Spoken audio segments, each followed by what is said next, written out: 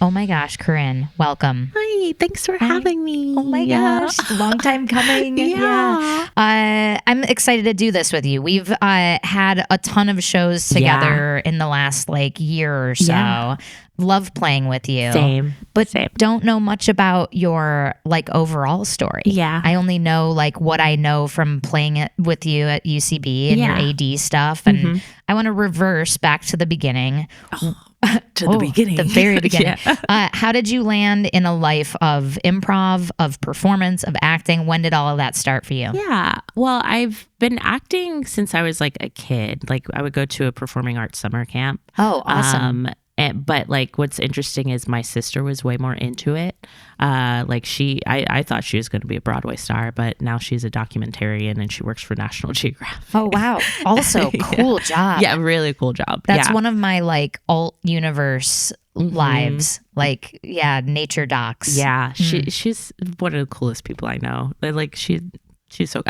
This is now about my sister. Yeah, no, I'm fully committed to that. Yeah, yeah. She started as a journalist, an on-air journalist for Spectrum, and then she shifted and was she's younger than me, and she shifted careers and was I don't want to be a journalist. She won an Emmy. Holy shit! For a really cool piece that she did about missing women of color in Cleveland.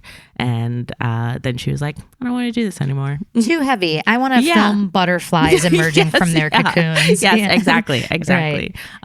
But yeah, we kind of swapped places because I went to college for broadcast journalism. Oh, wow. And where did you grow up and where was college? Yeah, I grew up in South Jersey, just outside of Philadelphia, 20 minutes outside of Philly. So I claim Philly. Go Birds. And I went to college in Virginia, Hampton University, an HBCU. And I dropped out after my junior year. Why'd you drop out? Oh, a lot of reasons. Okay. We don't have to get too into it if you don't. There's a lot of reasons. I like to say primarily it was a financial reason because I lost my scholarship. But you couldn't find it. You were I've cleaned my house up and down. I misplaced it somewhere. I think someone stole it. That's what I think. I think someone stole it and I'm gonna find them. But I also wasn't ready to go to college. I went to college at 17, and that's just, you shouldn't be doing that. I'm a big proponent of gap years. Yeah. If I understood that as a concept when I was younger, I probably would have asked my parents to do it and they would have said, absolutely not. Right. Same. It wasn't a concept when I was that age. And also my parents would have been we're not the National Bank of you go do whatever you want for fun. Yeah. You need to work as soon as possible and you're going to do it with a degree. Yeah. Okay. So you left college and went to what? I went back to Jersey and kind of bebopped around, I started working and started taking acting classes in Philly. And I was it was the first time that no one in my family was concerned about what I was doing and didn't have an opinion. They were just at least she's not on drugs. Do you think that was by virtue of comparison to they were worried when you left school and now this is good because this is a path? Well, I wouldn't say they were I think they were worried in the sense that they didn't understand what I was trying to do. Yeah. And then I was well, if no one's putting any outside pressure on me, then I can kind of do what I want to do. And what I want to do is really be an actor. And I had initially signed up for a musical theater class at the Walnut Street Theater in Philadelphia. And they canceled it. So I used that money to sign up for an improv class. And that was kind of just the beginning of it all. I was thank God they canceled that class. It's wild to look back on those moments, right? Yeah, it really is. I like, could have been a very different person. Right. Yeah. It's like a really exaggerated version of when a door closes, a window opens. It's like when a door closes, an entire universe opens. And it's magical and it fills the rest of your life with joy and wonder. Absolutely. Yeah. Absolutely. What initially, like just before this, when you were like, what I really want to do is be an actor, how did that bubble up in you? Because you had been majoring in broadcast journalism. Was broadcast journalism like a personal compromise? Like you wanted to be on stage, but that was like Yes, my parents were not going to let me major in any artistic thing. Got it. I was a broadcast journalism major, minor in film. Yep. And I was like, this is the closest thing I can do at this school to what I want. And they had a great theater program, but my parents were like, no. Simply no. Yeah. The path you were on was like the respectable career path version or stability of career path version of, well, at least there's still a camera there. Yes. And I'm still performing something. Exactly. And, Exactly. I have to be a character. Right. Yeah. And I also could see you as a newscaster. Thank you. Truly. Like I could see you like really doing like, those like 60 Minutes pieces and stuff. Like, if 60 Minutes is hiring, I'll do it. I'm going to call them after this and just ask if they are. Send them this tape. Yeah. Yeah. Send this to them. Done deal. Yeah. I also danced in college and there was like, we had like this hip hop dance team that was like really, really good.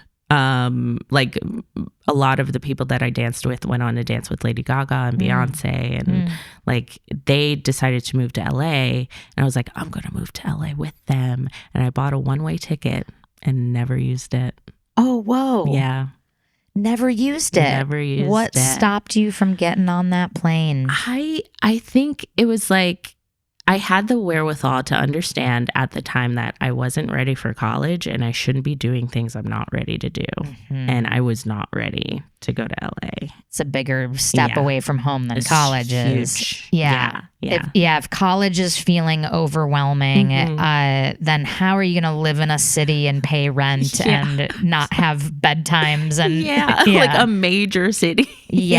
Right. For real deal. Yeah. Okay. Wow. But what I love about that story is you bought the ticket. I did. Like I bought it. There's something in you that's like you knew always that you wanted to go for your dreams. You just also were tempering it with realism and what was needed at the time. And cool. Yeah, I think like I'm a big astrology person. I think my Sagittarius sun bought the ticket and my Virgo rising was like, no, no, we're not doing this. I'm a Virgo sun. So I really relate with that. Yes. We got to do what's sensible. You got to plan. You have to plan. You have to have a plan. Yeah. We can have fun. Right. But we got to have a plan. Right. And then it's more fun because you can afford it. And you know the timeline and you're not worried. And okay. So you take this improv class. Where was it? This was in Philly? Yeah. Philly Improv Theater. Great. Fit. Yeah. And kind of just found my people. I was so bad. And I'm sure everybody says this about their 101 except for like the savants of it. But like I remember so distinctly doing 3-line scenes and my teacher at the time, he was so nice, is a guy named Nick Gillette. As someone delivered the first line to me and I was like, I don't know what to say. What am I supposed to say? And he was like, just respond. I was like, but what with what? With what? Yeah. Yeah. There's that Virgo again. But what's the right answer? Yes. What's the correct answer? Yeah. Just saying you can do anything isn't enough guidelines for me. Yeah. That's kind of, I really, really empathize and sympathize with 101 students for that reason. Because we really don't give enough guidelines because you can't. There is no guideline to, we're going to throw you in the pool and you're going to feel how it feels to move your arms around and keep your head above water. Yeah. But it's like, but what? But how? What do you mean? What do you mean? Yeah. It's and we also like as people, I think like especially like now we're not really having like conversations where we're listening to each other and responding. I don't think like people in the everyday world sort of know how to have conversations anymore. Yeah. And I can say this because I go on dates and it's hard. Really? It's hard. So even with people in your own age range. Yeah. Because I see it in younger people a lot. And I go like, oh man, COVID did a number and everyone was on Zoom for 2 years. Before. Wow. It absolutely started before, I think. It's like the listening thing, because I think everyone's so concerned with being heard that they're not doing the other part of it. Yeah. It makes me sad. Yeah. Do you think the origin of that is like the social media disease, like where it's like everyone's so siloed in their like worrying about how they're coming across or being seen or whatever, that translates then in real life being, I hope I'm seen becomes, I hope I'm heard. Mm-hmm. I can see that being part of it. I think I think there's a lot of things, especially like for millennials, because like thinking about myself, I had to learn how to have conversations with people. Like I'm 3 of 4 children. Okay. And similar ages or pretty far apart. So my sister is 4 years younger. My brothers are 8 and 10 years older. Okay. And so like before my sister came along, I was very much like a big listener, because my brother's big personalities just kind of running amok, and I'm just like, yeah, you had no choice but to listen. I'm here too. Don't forget. And then my sister came along, and she's also a big personality and such a gabber. Even when she was a baby, she's just like blah, blah, blah, blah, blah, blah, blah, which is why she became a journalist. And she still talks like that. She still talks like that. And like, it's really beautiful that she's sort of found a career. It's amazing that she won an Emmy, frankly. Yeah. To talk about that serious topic. Like, yeah, I'm really proud of her.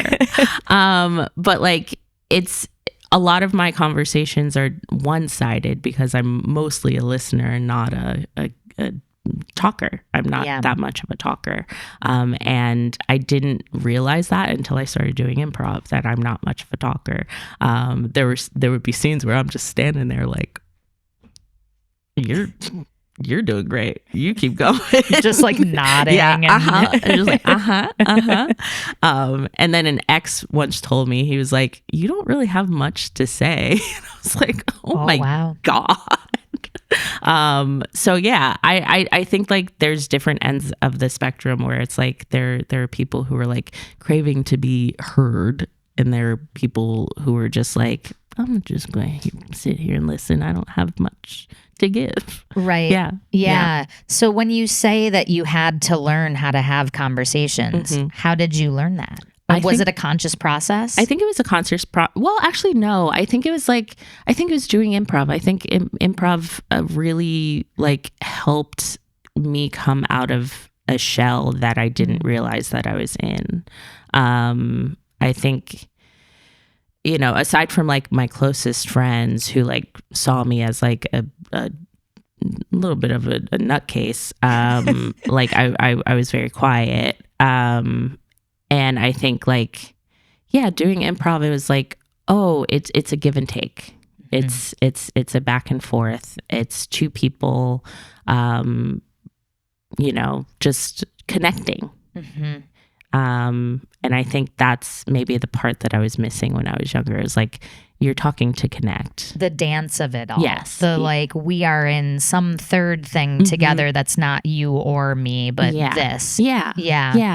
It's so funny to hear you say that you were in a shell you didn't know you were in, because you play with such like boldness and confidence, and you play characters and you're not afraid of physicality. You jump off the back line. You like, I would never guess that you had come from a shy, quiet background. Yeah, that's I think my mom says the same thing. Because like she's like you know, she's my mom. She knows me more than anybody.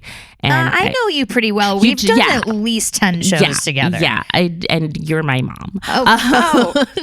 Oh my God. I'm so sorry. I love you. I owe you so many birthday presents. It's okay. This is enough.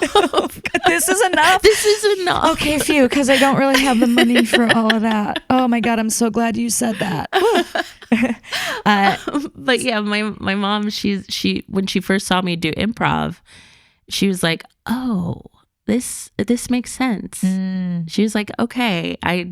She was like surprised, but she's like always been like, "I know my children are destined for great things." And I appreciate that so much because I have to, sometimes we're really, hard on ourselves. It's nice to have your mom be like, "You can do it." And does lucky. It feel like sort of like reverse or like retroactive validation that like you were drawn to acting from a young age but told that it wasn't sensible, and now to have her be like, "Oh, this is your greatness."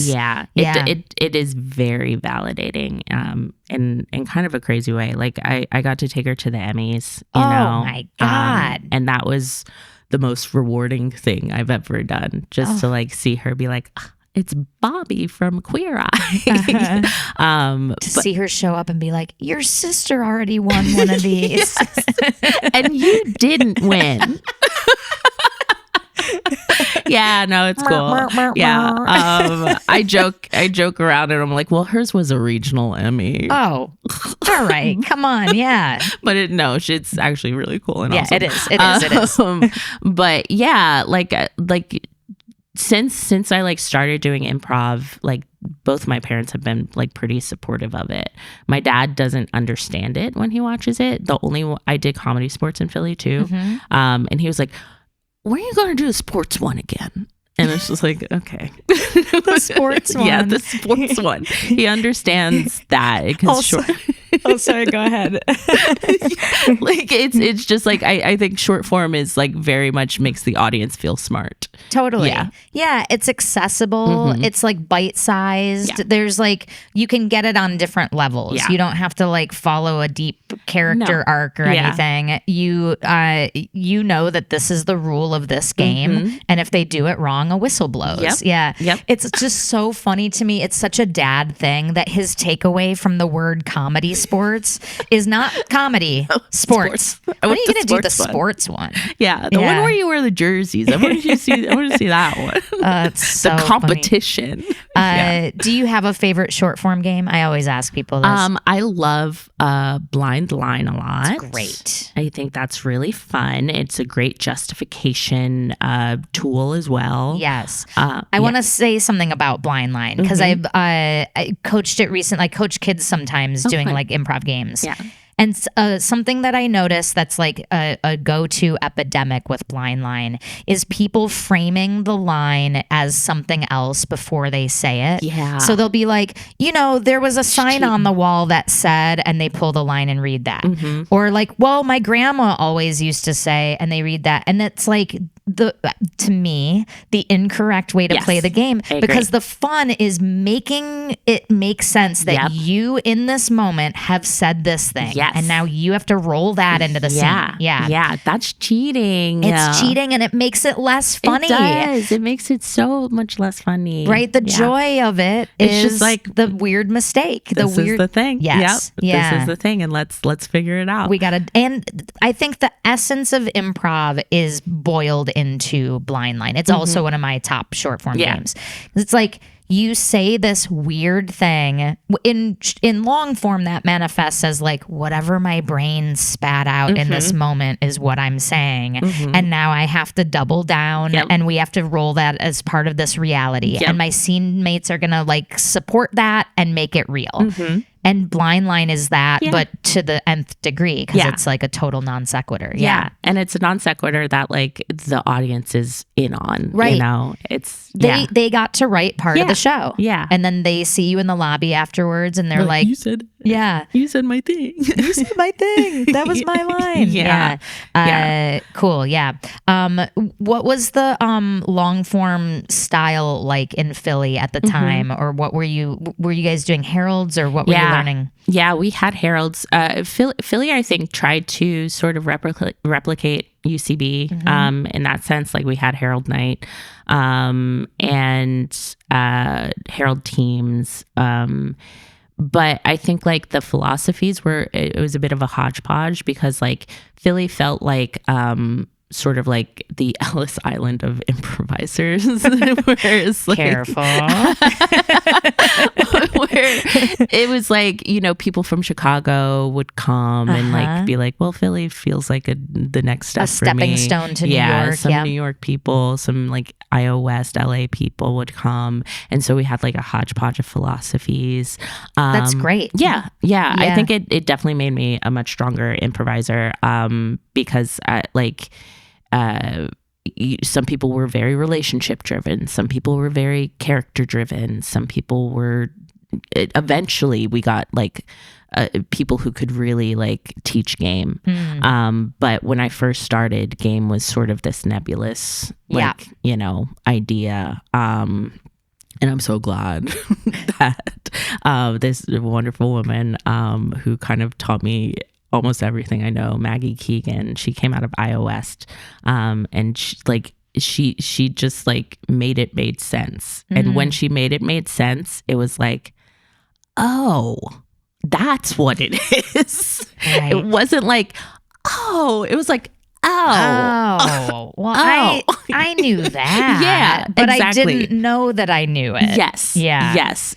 Yeah. What did she say that made it click? Or do you remember specific examples or analogies that she used? Well, it was like she used basically the language of UCB just a little bit tweaked. And like I feel like I've reworded it in my brain to make it make sense. But she was just like, it's just a pattern of behavior that you repeat over and over again and heighten, and the people around you exploit it.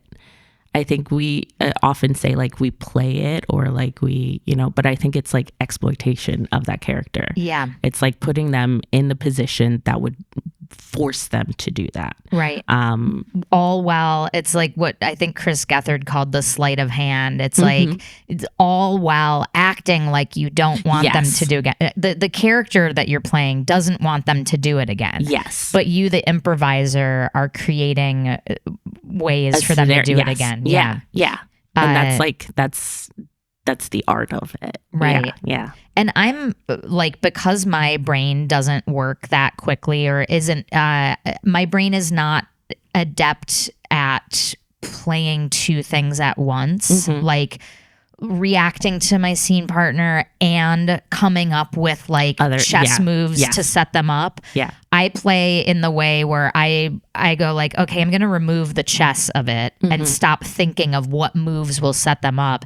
Instead, I'm just going to tuck in and be present and be in this scene and trust that they will, if we just move through the reality of the scene and I'm playing, what does my character want, you know? So if they keep ruining the presentation, my character wants to like reset, take 5. Let's just like print out our note cards again and go back in there. I want the presentation to go well. I'm going to trust that my unusual scene partner will find something else to play their game off of. That's like, so interesting you say that, because I feel like you do the chess. When I watch you, especially like when you're doing Voice of Reason, I think you and Vic Michaelis are two of my favorite people to see do Voice of Reason. Oh, wow. Because it from my perspective, you are doing the chess moves while also trying to get what you want.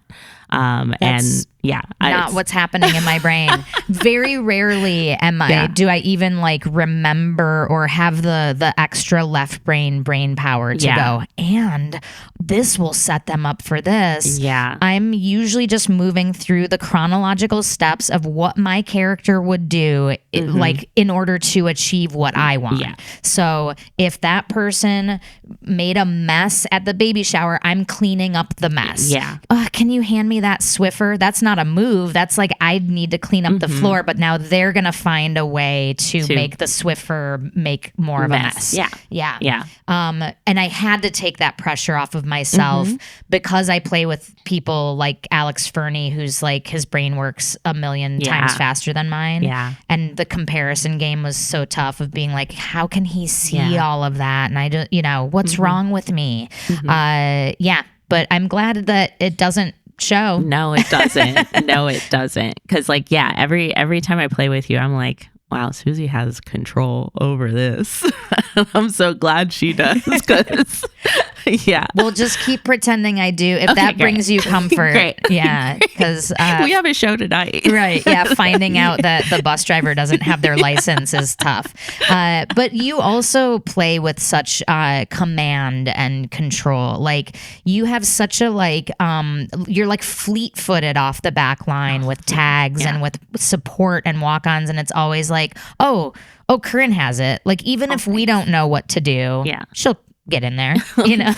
And you always do. Like, yeah. Thank you. Yeah. Yeah. I think I've gotten to the point with improv, and I think it's taken me a while to get here, but I'm literally doing it and having the time of my life. That's great. I'm just having a good time.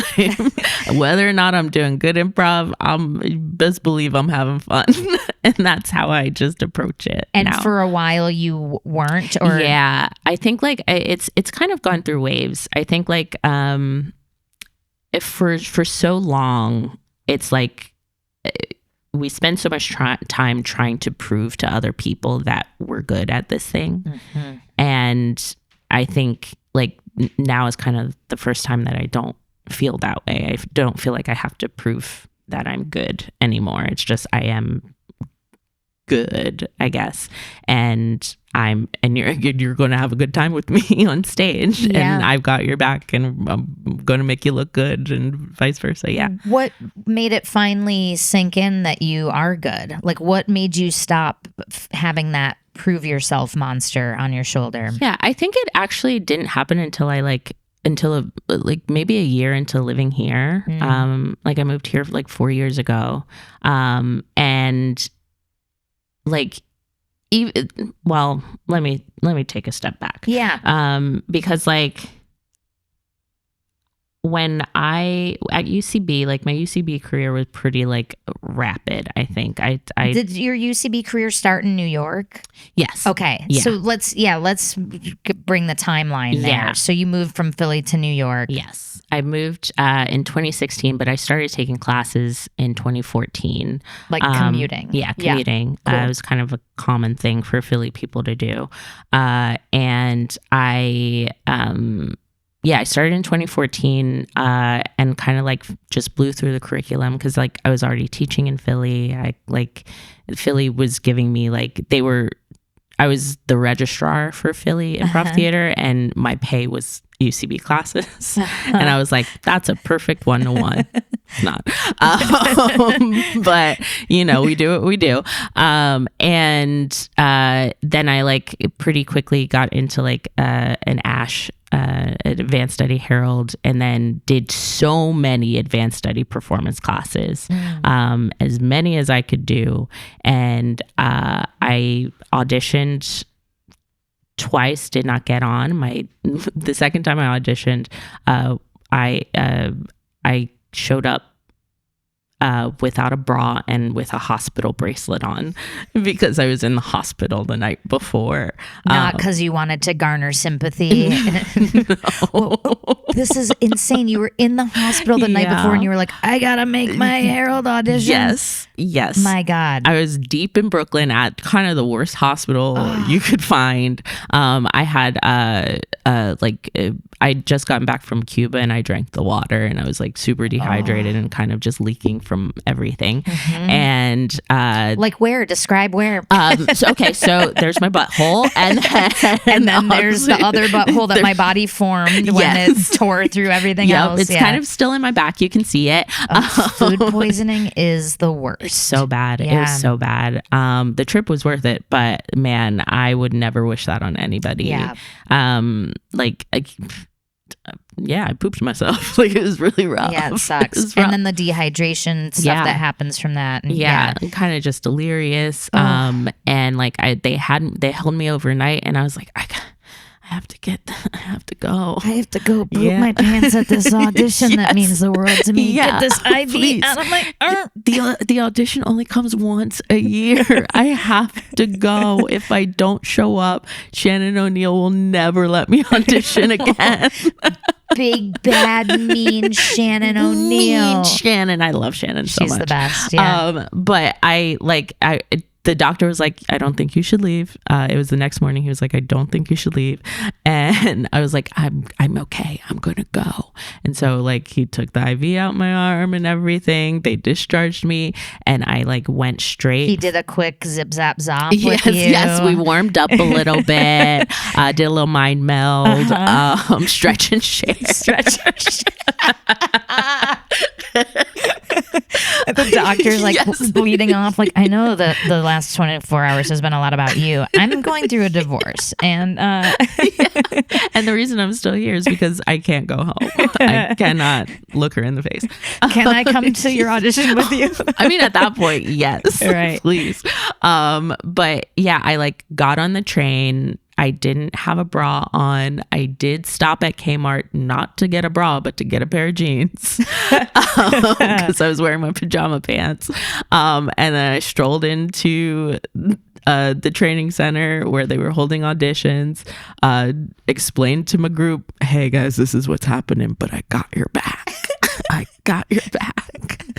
I go in, I do the first scene, and then I stand on the back line and my eyes close. Oh. And then they open back up and the audition was over.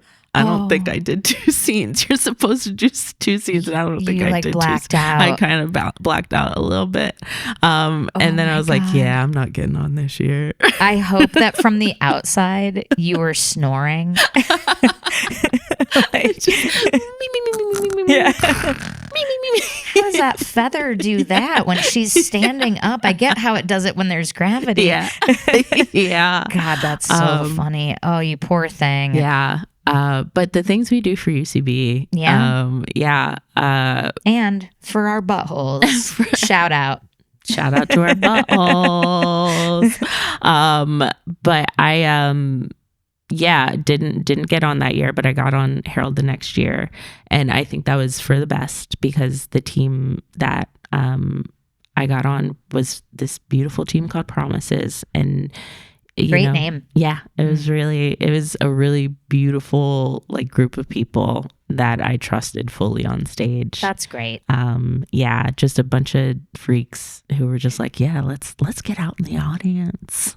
Let's do some stuff out here. Let's get weird together and support it, and it won't feel weird to us. Yeah, exactly. Did that sort of permission to be weird change your improv at all? Did it inform your current style, or was it just a nice feeling? I think it was a nice feeling because I was already like, I think in a lot of the teams that I was performing with, like independently, and like the ASPs that I was in, they were very weird. Mm-hmm.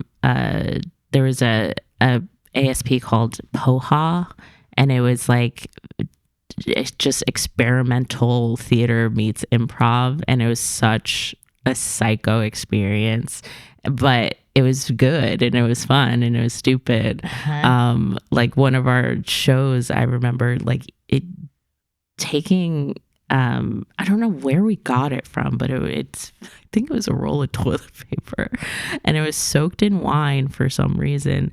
And like me and another player just started eating it like a Lady and the Tramp style. How we got there, I don't know, but it was like, yeah, this is what's supposed to be happening right now, and the audience is reacting in a visceral way, and at least they're reacting. Yeah. I'll take it. Yeah, I'll take it. How did we get here? I mean, there's so many improv shows where like you could like do a freeze frame in the middle of it and be like, so are you wondering how I got here? And then we rewind. Yeah, rewind. Yeah, that's definitely one of them. But yeah, I think like playing with Promises allowed me to loosen up within the Herald for sure. Oh, that's great. And I think that's what that's what everyone's looking for, is like that permission to like color outside the lines of the Herald a little bit while still honoring what it is. The lines are still there. You're just doing it a little bit with your own flair. Yes. Yeah. Exactly.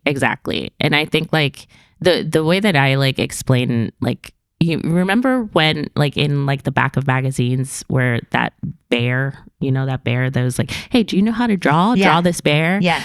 I think like people who draw the bear correctly are doing a good herald. People who then take that bear and turn it into like a beautiful bear grabbing salmon, in a beautiful forest, that's a great herald, because it's still a bear. Yeah. But it's more than that. And that's kind of like what we were doing. We weren't always doing great heralds, but like there were some heralds where I was like, oh, that was special. That's really special. And I think the audience felt it too. I mean, that's like what, Dell called like seeing Harold. Like it's like what his name was. It's like Harold visited. Like we saw Harold. It's like those transcendent ones where something changes and it feels like a piece and everyone is changed when they leave and they go, I didn't know it could be that. Exactly. That's that. I didn't know it could be that is like the best feeling. I think. Yeah. Do you remember any of those shows in particular, or like something about them that made it that? And it's okay if the answer is no, because it was just for the people in that room. But yeah. So when we were a Lloyd team first, and we played at the Beast, which is like the deep theater. Yes. It's kind of.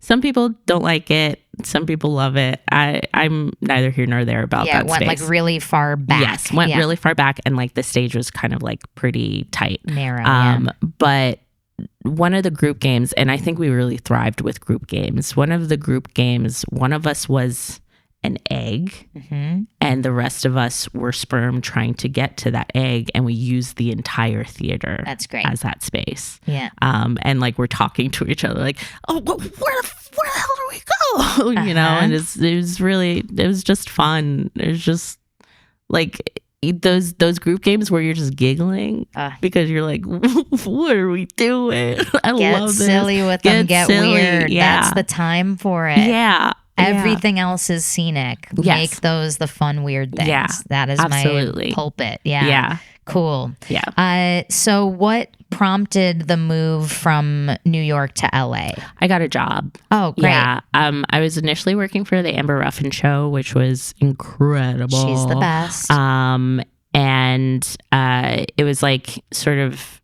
Peacock was, not sure where they were going with it. And I got an offer from a Black Lady sketch show, and it required me to move out here. And Gotcha. So I did it. Yeah. Were you nervous about that, or was it like the excitement of a Black Lady sketch show like overrode any nerves or anything that you had about it? I think I was dragging my feet a lot. I dragged my feet when I moved to New York because I was like, I'm commuting. I can commute as long as I need to. I got on a mod team and still lived in Philadelphia. Oh, wow. Yeah. That's cool to hear. Yeah. Yeah. And that's then, a lot of commuting though, because sketch rehearsals are more. Yeah. A lot of like midnight tech rehearsals. I was in a long-term relationship, and that relationship ended because for a lot of reasons, but part of it was because I was never home. But like, and I like dragged my feet kind of for LA too, because I was like, I love New York. I love New York so much. I'm a New York improviser. I love the subway. Why the dragging your feet from Philly to New York? Not to stick on this so much. I'm just interested. It's okay. I think it was kind of in a similar vein of why I didn't hop on the plane to LA. It was like, am I actually ready? And I couldn't have been more ready, but I think it was like that sort of like self-awareness kind of turned into self-doubt. Yeah. Whereas like I don't know if I'm ready to do this move yet. Yeah. And Philly kind of had to push me out. I think like I had to break up with my ex. He had to be like, I'm moving. And I'm moving out of our apartment. So you can either stay here or find another apartment. And I was like, it's like, you can like buy new clothes, like because you want them, or you can buy new clothes when it's like, all my clothes have holes in them and this doesn't fit anymore and the sleeve fell off. It's like, this was that. It's like, this was absolutely I have to buy new clothes. Yes. I've outgrown this. It was absolutely that. Yeah. And like, I had friends in New York already because I was already commuting back and forth, but like, I didn't want to leave my Philly friends and like, but my mom is a very wise person. And I think like every time I have a big life decision, she says something sage to me. And, she was like, she was basically like, you are ready to do this. The path you are on is going to continue with or without you. Oh, wow. Yeah. Ooh. Yeah. That is sage. Yeah. She's a good one. Yeah. My mommy's a good one. So I was just like, don't fight the current, Yeah. And when the moment I stopped fighting the current, it kind of just like, yeah. Which in itself can be scary. Yeah. Even if good things are unfolding on that path. It's like, sometimes that's scary. It's like, oh, now I got this show and now I have this. And it's exciting, but it can be butterfly inducing. Yeah. Okay, so I'm like really in this now. So you're nervous to move to LA because it's New York, or you so love New York that it's like, what's LA gonna be? Yes. How long before? Do you like LA? I love LA. Okay, how long did that take? Took me a month. Okay, Took me a month to be like, oh, and if that, because like the moment I got to LA, my shoulders were like, oh. Yeah. Whoa, the sun is shining. I'm not running into people every 5 seconds. New York is like jogging uphill, and even if you love jogging, that's like tough to sustain. And then you get to LA and it's flatland and you have perfect. It's just like, it's just a breath, like a literal breath of fresh air. Yeah. Yeah. I do like still love New York, but like I tell people, New York was for my 20s. I couldn't imagine being anywhere else in my 20s. But I had the energy for that hustle. Yeah. And it was a hustle. And I don't want to sound like I'm shitting on New York. It's one of the best cities in the entire world. But it takes hustle and grit and willingness to like be in the stink sometimes and like, have a day where like everything is buses shooting mud puddles on you. Absolutely. Nothing's working. Yeah. There's police activity for no reason. Well, I guess that's here too. Sure.